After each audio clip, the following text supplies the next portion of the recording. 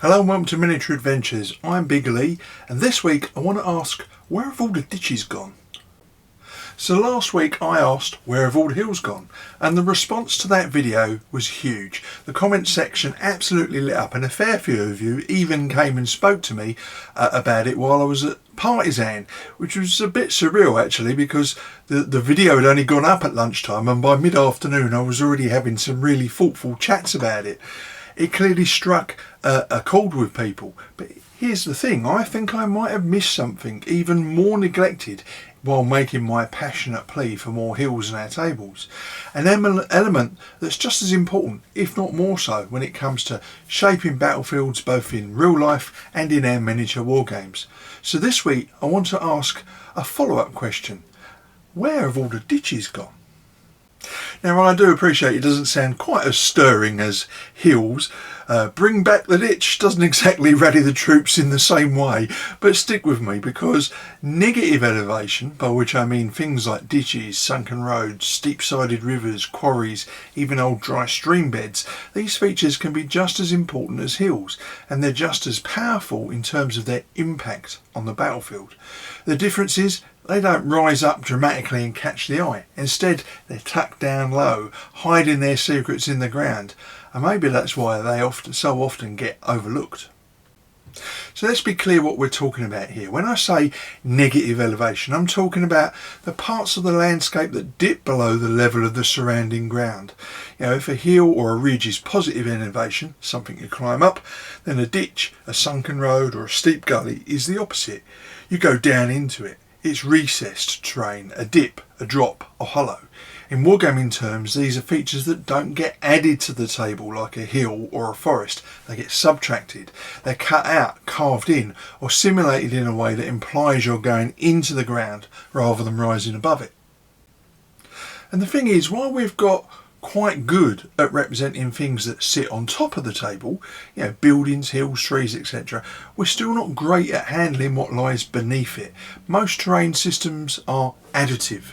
They're layered onto flat boards. It's very rare to see something cut into the tabletop unless someone's really gone to town on a custom board, which is a shame, because if you look at real historical battles, these negative features were often crucial.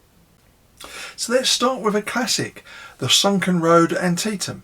If you've ever studied the American Civil War or played games set during it, you've probably heard of this one. The Confederates used the road as a kind of trench. It gave them a protected firing position with natural cover. The roadbed was lower than the surrounding fields, so they could fire out while being partially shielded from return fire. It held up the Union advance for hours. A literal dip in the road changed the shape of the entire engagement. Or take Waterloo. Everyone remembers Hougoumont and La Haye Sainte, the big buildings that anchored Wellington's line. But just as important was the sunken lane that ran in front of the British centre. It was a deep, narrow road protected by banks and hedges. Units could shelter in it. Cavalry charges lost momentum trying to cross it. It disrupted lines and slowed down formations. Again, a subtle low-lying feature that had a major tactical role. Go back even further, and the Romans were masters of using negative elevation. They'd dig trenches and earthworks to funnel enemies, protect flanks, or break up enemy cohesion. Some of these were temporary battlefield works, others were more permanent fortifications. They understood that shaping the ground, removing as well as adding, was key to controlling the enemy's movement. Even in more modern warfare, negative elevation shows up all the time. In Normandy, Allied troops often had to navigate steep-sided bocage lanes, sunken roads between high banks and hedgerows. These acted like miniature canyons, limiting sight lines and making coordinated movement difficult. And the Germans made extensive use of anti-tank ditches, literally holes in the ground, as a way to shape the battlefield and limit Allied armour. The terrain didn't need to rise above you to dominate you. Sometimes it's worked by drawing you in. And yet, how often do we actually see these features on the tabletop? Not very often is the truth. There are a few reasons for that. First off, there's the practical side of things. Most of us play on flat boards, and most terrain is designed to be placed on top of the table, not into it. Making a ditch or a sunken road means you need to either cut into the board, which is a big ask, or find a way to simulate a negative space. That's just harder than putting a hill down or placing a building. You've got to think a bit more creatively. You might even need to build your terrain around the depression rather than the other way round. And then there's the design side of it. Ditches and sunken roads just aren't as visually dramatic. A nice big hill with trees in it makes a statement. A cluster of buildings draws the eye, but a little dark line of a road or a ditch, that can get lost, especially if it's not painted or textured in a way that makes it stand out. There's also a tendency for game designers to gloss over these features. Some rule sets barely mention them or treat them as light cover at best. Others might give them a movement penny, but that's about it. The subtle tactical implications, like how they affect line of sight or how units might be hidden from view, don't always get well translated in rules. But when they do get represented properly, ditches and depressions can be absolutely brilliant for gameplay. They offer so many interesting tactical possibilities. For starters, they provide cover, but it's directional. A unit in a ditch might be protected from fire coming from one direction, but exposed from another. That makes positioning more nuanced. They also break up sightlines. If you've got a sunken road running across the middle of the battlefield, it suddenly becomes a question of what you can see and from where. That in turn affects shooting, spotting, command and control. It's like a ripple effect across the whole game. And they open up all kinds of narrative and dramatic opportunities. Imagine a unit lying in ambush in a hidden gully, only to spring out as the enemy passes by. Or a battered infantry company trying to retreat down a dry riverbed while artillery crashes overhead. Or cavalry struggling to cross a deep drainage ditch under fire while the enemy waits on the other side. These moments create tension, they create story, and as you've watched any of my videos before, you know I'm all about narrative elements in our games. They make your battlefield more alive, more real. Negative elevation forces players to think, to plan approaches, to use terrain creatively, to weigh risks and rewards. It gives more texture to the battle. So how do we bring these features back onto the tabletop in a way that works? Well, the good news is it doesn't have to be complicated or overly expensive. A lot of clever hobbyists already have tricks for simulating negative elevation without hacking apart their tables. Foam board is your friend here. By layering up and then cutting down into the layers, you can create trenches, sunken roads, even dry stream beds. If you've got a hot wire cutter or just a bit of patience and a sharp knife, you can carve these depressions into foam sheets and then texture them up like any other terrain. Another trick is to build the illusion of depth. You create banks or raised edges and then you treat the space between them as the ditch. You haven't actually gone down that far, but you've built up around it to simulate that depression. Scattertrain can help with this. Hedgerows, fences, stone walls along the edge of a sunken lane, for instance. You can also make modular inserts, bases with sunken features sculpted into them that sit flush with your gaming board. Paint and shading play a big role too. A dark shadowed interior gives the impression of depth even when the feature is only a few millimetres deep. And we mustn't overlook technology here. With 3D printing and laser cut terrain, we now have access to pre-made ditch sections, sunken roads, trench systems, you name it. Some terrain mats even come with pre-formed contours, including low areas as well as raised ones. So it's getting easier to find or make these features even if it's not yet the norm. It just takes a bit of thought and maybe a shift in what we value when we're planning out our battlefield layouts.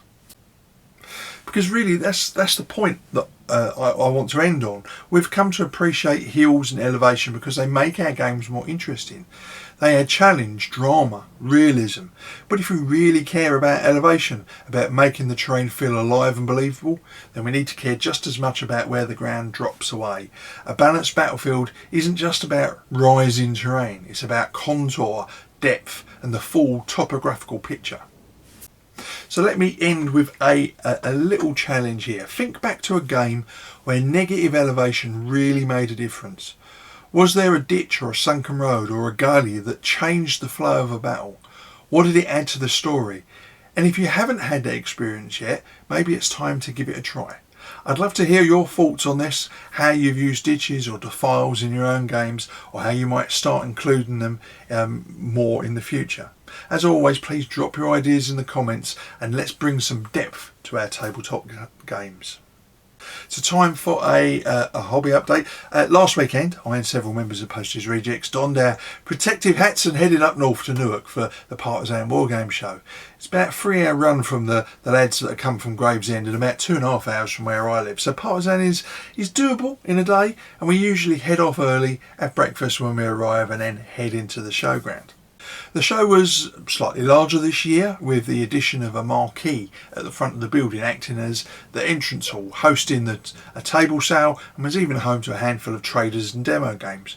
From a visitor's perspective, I think it worked pretty well, and we got inside relatively quickly despite a large queue. And once inside, we were immediately blown away by how busy the show was. It was certainly as full, if not more so, than any previous Partizan that I've attended. Following on from the very busy Salute a month earlier, that's a very good sign that the hobby is booming and that the success of the London show was not simply down to local or outside influences. Wargamers were not only happy to be out in force, but they were spending money with the traders, who all seemed to be doing very well indeed. Now, for those of you that have never been to Partizan before, and I heartily recommend you do, the hall is divided into two main zones, with demo games on one side and participation games on the other. I always start with the demo games, and Partizan always attracts the best of the best, in my opinion. This year was no different, and if anything, was probably the best for the quality of the demos that I have seen at the show.